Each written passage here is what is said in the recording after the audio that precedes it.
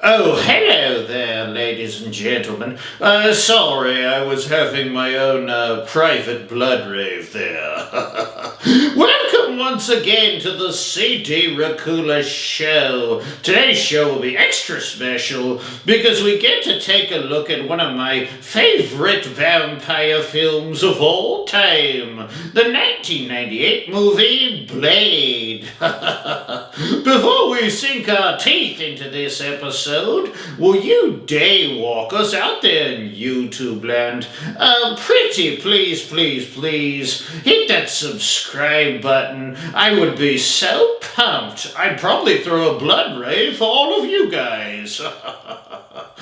So, moving on here with Blade, of course. As I said before, there is just so many cool things about this film, and I've been wanting to do this episode for a long time now. What is so neat about this film is that it really paved the way, so to speak, for all these Marvel movies, and it was so successful that Marvel followed with the string of all the Marvel movies that we see today. Speaking of Marvel movies, how about that appearance by our buddy Blade in the Deadpool film? Oh, that was awesome. If you follow the CD Racoola show, you know that I'm certainly no Marvel fanboy, not by a long shot. But I do love me some Blade, so the sight of Blade in that Deadpool film, it got me lusting for even more Blade movies. This movie was the original in the film franchise, and I love the beginning scene. I mean, can we talk about the epic blood rave in the beginning scene? Let's talk about it for a second here. That was just totally hot fire, with Blade killing all those vampires who were drenched in blood coming down from the ceiling. Oh, that was an awesome scene with that awesome rave music playing in the background. Totally epic. The basic plot of this film is a daywalker, half-man, half-vampire, Blade, makes a living off of killing vampires. Meanwhile, in the vampire world, there is a young upstart vampire named Deacon Frost, who is taking over the vampire community and wants the vampires to come out of the shadows, so to speak, and take over mankind.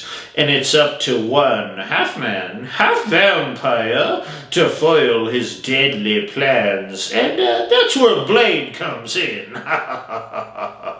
Blade, of course, was played by the one and only Wesley Snipes. I love Wesley Snipes as an actor. Oh, he's so awesome. Totally awesome Wesley Snipes. I hope we get to see him reprising his role as the Daywalker a little more often. One of the sweetest things about Blade to me was his look, with the black sunglasses and the leather trench coat, you know. He also had all kinds of crazy weapons at his disposal, with his sword being my personal favorite, with that hidden little button on it that, if not pressed quickly enough, would fire out blades that would cut off your hand. Which we see with Deacon Frost's head lackey, Quinn. Oh, by the way, Quinn was kind of a cool character. He was just kind of a doofus, you know, that wanted to be a naughty vampire god. Oh, he's going to be so naughty. Speaking of the quirky characters of Blade, how cool / gross was the character Pearl? He was kind of like the tech guru slash record keeper for the vampires. He was the vampire community's guy in the chair, if you will. Pearl was also kind of the vampire's version of Dennis Nedry from Jurassic Park. That scene with him in the UV light, oh, it still tortures me. It gives me some serious vampire nightmares. Let's move on here to Deacon Frost, who was the main bad guy in this film. Deacon has a real disdain for the pureblood vampires, and his chase of becoming the blood god Lamagra leads him to kill two birds with one stone, making himself the most powerful vampire on the planet, and getting rid of those pesky purebloods on the Vampire Council. I thought it was pretty cool how the purebloods' skeletons flew out of their mouths. Oh, it was really a cool scene. The final battle between Blade and Deacon was totally epic and sweet, with Blade, of course, defeating him by sticking him with that serum stuff that, well, it basically made him blow up like a giant blood balloon. Very, very awesome ending, and don't you know that endings are everything, my dears? Oh, let's chat for a second about Whistler. I almost forgot about Whistler. Whistler, whom was Blade's right-hand man, he's just kind of this crotchety old man that's also kind of a bad dude himself. He dies in this film. Or does he? For those that have seen the sequels, I'm not going to tell you. I'm not going to tell you. Not this time. You guys will have to watch those sequels. You'll have to watch them. Speaking of sequels, you have Blade 2 and Blade Trinity that you can dive into if you have a hankering for even more Blade. Speaking of more Blade, there are a couple of Blade video games out there for you guys to check out. And yes, I do play video games, even though I'm a 600-year-old vampire. Thank you very much. And if you still can't get enough Blade, check out the comics. Why not? You can never have enough Blade, you know.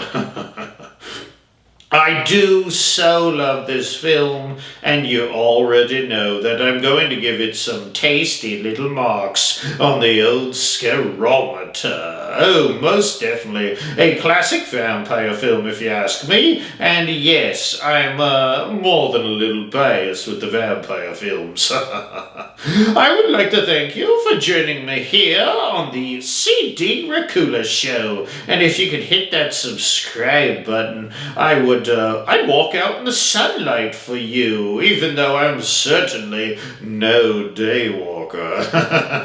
But I'd do anything for you guys, you know that. Please join me next episode of the show when I take a look at Season 1 of the television show The Walking Dead, Daryl Dixon. Oh, I was a massive deadhead back in the day. Oh, so that should be a lot of fun. That should be a fun episode. So till next time, my little bloodbags out there in YouTube land, I'll leave you with this quote from the immortal Blade. He says, "There are worse things out tonight than vampires." Like me. Gotta love that quote. Anywho, ta-ta, my dears. Ta-ta.